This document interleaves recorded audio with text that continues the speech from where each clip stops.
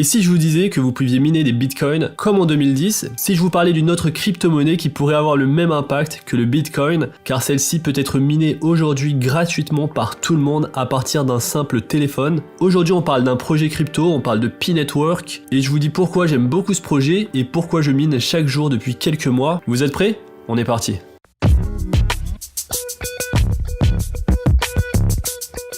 Aïe boy! Salut à tous et bienvenue dans une nouvelle vidéo où je vous parle du projet P-Network, ce projet encore en développement qui a attiré plus de 15 millions de mineurs actifs et qui augmente très rapidement son nombre d'utilisateurs. Dans cette vidéo, je vous parle du projet, on regarde ensemble le white paper du P-Network et on essaye de comprendre la vision des fondateurs, le modèle économique, pourquoi ce n'est pas une arnaque comme certains le pensent et pourquoi ce projet sort du lot par rapport à d'autres projets. On va comparer le P-Network au Bitcoin et je vous donne aussi également mon avis rapide sur ce que pourrait devenir P-Network et pourquoi je pense qu'on pourrait gagner pas mal d'argent même si ce projet n'a pas grand chose finalement à voir avec le Bitcoin. Alors que le monde devient de plus en plus numérique, la crypto-monnaie est une prochaine étape naturelle dans l'évolution de notre monnaie courante. Fondée par 3 étudiants de Stanford, Pi est la première monnaie numérique pour les gens ordinaires. Ce qui représente une avancée majeure dans l'adoption de la crypto-monnaie dans le monde entier. Et donc ici c'est vraiment la distinction que veut apporter P-Network par rapport aux autres crypto-monnaies.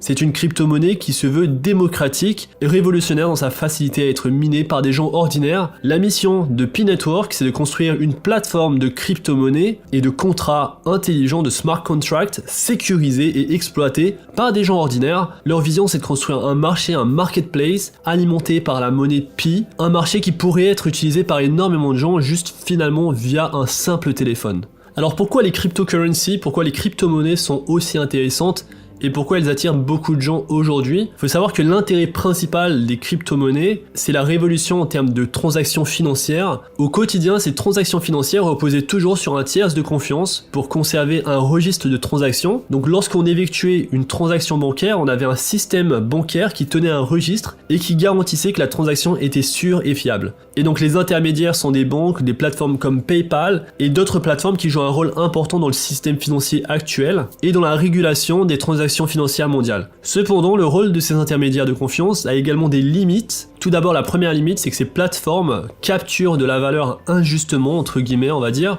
car elles vont amasser des milliards de dollars juste en étant un simple intermédiaire de transaction. La limitation de tels intermédiaires se fait ressentir au niveau des frais. Alors les banques et les entreprises facturent des frais importants pour faciliter les transactions, et ces frais ont souvent un impact disproportionné sur les populations à faible revenu qui ont le moins d'alternatives.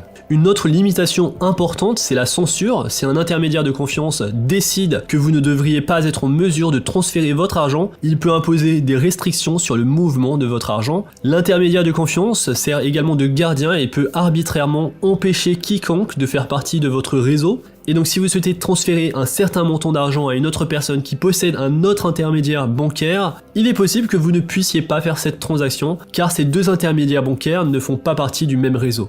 Et le dernier point qui limite l'utilisation de tels intermédiaires, c'est le respect de la vie privée. À un moment où la question de la vie privée devient de plus en plus urgente, ces intermédiaires peuvent accidentellement divulguer ou vous forcer à divulguer plus d'informations financières sur votre situation. Alors avec l'arrivée du Bitcoin qui a été lancé en 2009 par un programmeur ou un groupe de programmeurs anonymes, cette arrivée a marqué un tournant pour la liberté de l'argent et pour la première fois dans l'histoire, les gens pouvaient échanger de la valeur en toute sécurité sans avoir besoin d'un tiers ou d'un intermédiaire de confiance. Donc le Bitcoin, bien entendu, a bien perturbé le modèle financier actuel et le perturbe encore plus ces derniers jours. Ça donne la possibilité aux gens d'effectuer des transactions sans avoir de tiers. Sur le chemin, l'augmentation de la liberté et la flexibilité et la confidentialité continuent de conduire l'inévitable marché vers des monnaies numériques en tant que nouvelle norme. Malgré ces avantages, le Bitcoin a quand même des points faibles, des défauts, et l'un de ces défauts, c'est la concentration, probablement involontaire, de son argent et du pouvoir de Bitcoin qui représente un obstacle significatif dans l'adoption par le grand public. Il faut savoir que le Bitcoin aujourd'hui, un Bitcoin vaut 60 000 $, et qu'à la base, le Bitcoin avait été créé pour remplacer notre monnaie d'échange. Alors aujourd'hui, c'est plus une monnaie de refuge qu'une monnaie d'échange, car les gens qui investissent dans le Bitcoin ne l'utilisent pas. En effet, le Bitcoin n'a que très peu d'intérêt pour une utilisation concrète, et le fait que c'est une monnaie qui est rare, qui est très limitée, lui procure une grande valeur par rapport à d'autres crypto-monnaies et également par rapport à la crypto-monnaie P-Network. Et à titre d'information, il faut savoir que 87% de tous les bitcoins sont désormais détenus par 1% du réseau, et donc forcément beaucoup de ces bitcoins ont été minés pratiquement gratuitement au début, au lancement du bitcoin, c'est-à-dire en 2009. C'était à ce moment-là qu'il était très intéressant de miner 50 bitcoins par jour. Énormément de gens ont raté cette opportunité, et donc P-Network, c'est en quelque sorte une façon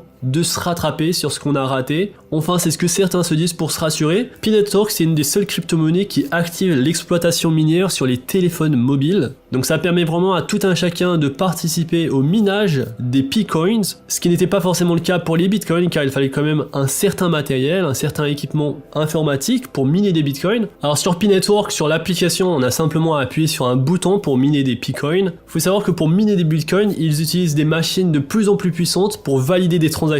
Et donc on mine des bitcoins avec ce qu'on appelle un proof of work, c'est-à-dire une preuve de travail. Les bitcoins sont minés avec une preuve de travail pour garantir la fiabilité des transactions et la fiabilité des bitcoins qui sont minés. Pour P-Network, ils utilisent le Stellar Protocol qui apparaît comme le principal candidat pour permettre une exploitation minière sur les téléphones. Et donc pour P-Network, bien qu'il n'y ait pas de proof of work, il y a une proof of stake. C'est un consensus algorithme qui va utiliser une blockchain publique. Dans ce cas-là, P-Network va utiliser le Stellar Protocol. Mais ce qui est bien avec P-Network, comme on n'a pas de proof of work, c'est-à-dire qu'on ne va pas utiliser l'énergie de notre téléphone pour miner. Donc si vous utilisez l'application P-Network, la batterie ne va pas se décharger plus rapidement. Il est garanti qu'en utilisant l'application P-Network, cette application ne va pas décharger votre téléphone. L'intérêt du proof of stake, c'est vraiment de rendre l'utilisation et le minage du P-Network très facile pour la plupart d'entre nous qui possédons tous un téléphone. Une différence importante entre P-Network et Bitcoin, c'est le nombre de transactions par seconde et le nombre de transactions simultanées. Alors que pour le Bitcoin, on pourrait prendre plusieurs heures pour faire de nombreuses transactions, pour P-Network qui utilise le Stellar Protocol, il s'agit de l'un des réseaux cryptographiques le plus rapide et ça ne prend que quelques secondes pour traiter une transaction, jusqu'à 1 million de transactions par seconde. Mais pour le Bitcoin, ce sera très difficile d'atteindre une telle vitesse et c'est ce qui d'ailleurs va faire la rareté et la valeur du Bitcoin. En effet, avec le P-Network, il souhaite mettre en place un marketplace où il y aura énormément de transactions simultanées pour une utilisation quotidienne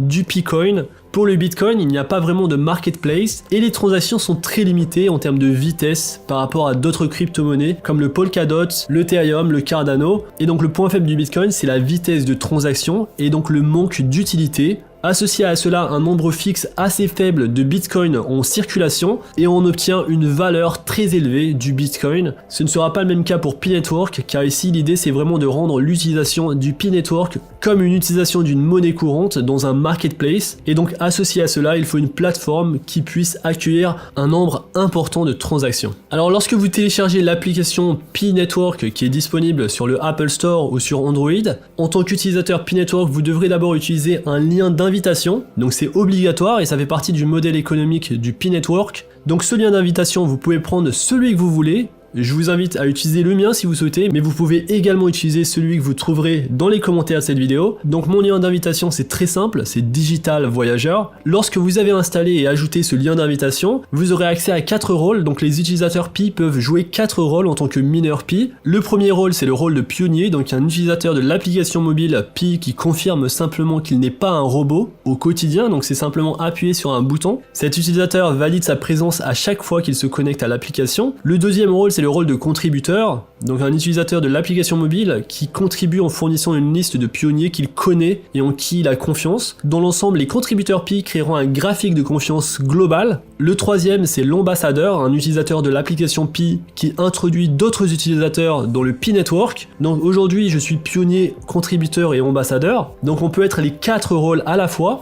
Le quatrième, c'est le rôle de nœud, et donc c'est un utilisateur Pi qui va contribuer en utilisant l'application et en exécutant également le logiciel du nœud Pi sur son ordinateur de bureau ou sur son ordinateur portable. Ici c'est un truc un peu plus technique que je n'ai pas fait, vous pouvez le faire si vous le souhaitez et vous aurez plus de récompenses bien entendu. Alors le modèle économique du P-Network c'est d'équilibrer la rareté et l'accès à la plateforme. Donc il faut savoir que le modèle économique du Bitcoin est simple, il n'y aura jamais que 21 millions de Bitcoin existants, ce numéro est défini dans le code, avec environ 7,5 milliards de personnes dans le monde entier, il n'y a pas assez de Bitcoin pour tout le monde, cette rareté est l'un des facteurs les plus importants de la valeur valeur du Bitcoin. Le schéma de distribution du Bitcoin renforce encore plus ce sentiment de rareté. La récompense de l'extraction des blocs Bitcoin est divisée par 2 tous les 210 000 blocs, donc environ tous les 4 ans. À ses débuts, la récompense du Bitcoin était de 50 pièces. Maintenant, la récompense du Bitcoin diminue, elle était de 12,5 et devrait diminuer ou a déjà diminué à 6,25 en mai 2020. Le taux de distribution décroissant du Bitcoin signifie que même si la connaissance de la monnaie augmente, il y en a moins à exploiter. Alors ça, c'est vraiment les avantages du Bitcoin, ça va rendre la monnaie très très riche. Les inconvénients, c'est le modèle de distribution inversé de Bitcoin. Moins de gens gagnent plus au début et plus de gens gagnent moins aujourd'hui. C'est l'un des principaux contributeurs à sa distribution inégale. Et avec autant de Bitcoin entre les mains de quelques premiers utilisateurs,